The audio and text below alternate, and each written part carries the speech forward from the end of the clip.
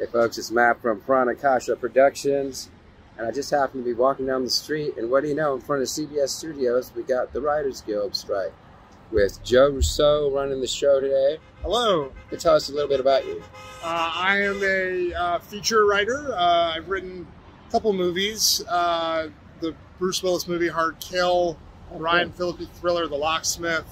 I wrote a Lifetime movie called The Off-Air Nightmare. I produced a movie called The Greatest Beer Run Ever with Zac Efron and Russell Crowe.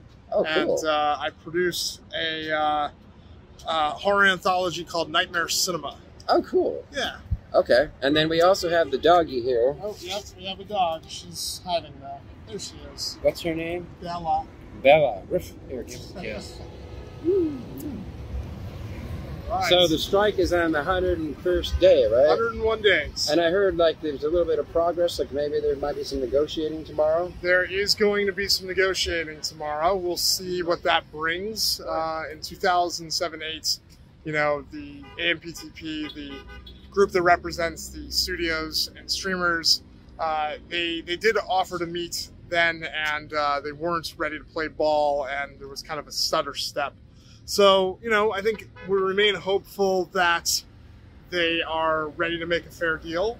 Okay. But we are also prepared that they could still be playing games. So we'll see. We'll see what happens. So it's all a big power play, right? Just absolutely. Back and forth everything. Absolutely is. Yep. And as far as I know, like the biggest thing is AI, and then what's the other big issue? AI is one of our big issues for sure. And I mean, that's a big issue across just about every industry right now, and it should be, and we're weirdly on the front lines. Who would have thought actors and writers would be the first to fight artificial intelligence? But the other big issues are streaming residuals, right?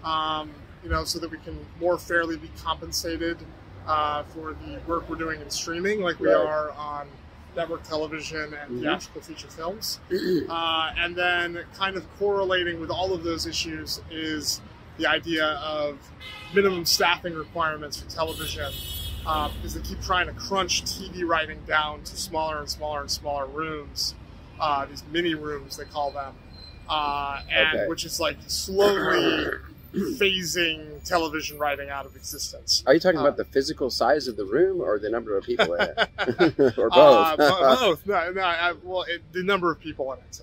Okay. You know, and so what we're trying to do is find a agreeable number of writers per episode for a TV show and a TV season that will be applicable across the board, which will help support the health of the television industry moving forward, because you'll have more writers with experience who can become showrunners, and it'll also help keep our pension and health fund solvent, which will allow more writers to actually be professional writers, which will, again, keep the TV industry running.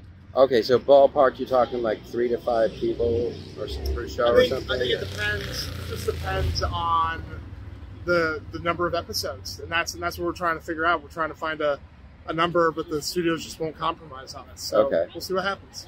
Okay, and then I thought the other issue too is the business about so many shows only have like 10 season episodes now, so you're basically only employed for part of the year. Well, yeah, I mean, these kind of, all of these issues kind of all interlocked into, you know, streaming has just undermined the business model completely, and we're trying to put that business model back together because the studios don't seem interested in doing that. Right. Okay, see, the other thing that I've heard is that, okay, if the SAG strikes and the Writers Guild strikes, that the networks could potentially just start really pushing international stuff, like Korean films and stuff like that. Is that an issue? I don't think it is, because I don't think, you know, look, American product is, in the entertainment industry, is one of our biggest exports. People watch it around the world. The domestic market is still the biggest market for Hollywood.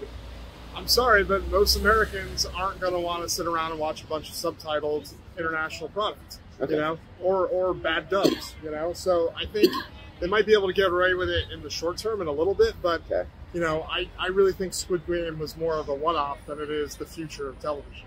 Okay. Cool. All right, anything else you want to do before we wrap it up? I just hope people continue to support the writers and the actors while we're on strike, get a fair deal. Obviously, everyone around the world enjoys the content that we've created. Yeah, that's great stuff. And we're just trying to make sure we can do it while having a livable wage. Fair enough. All right. Thank you. Take care.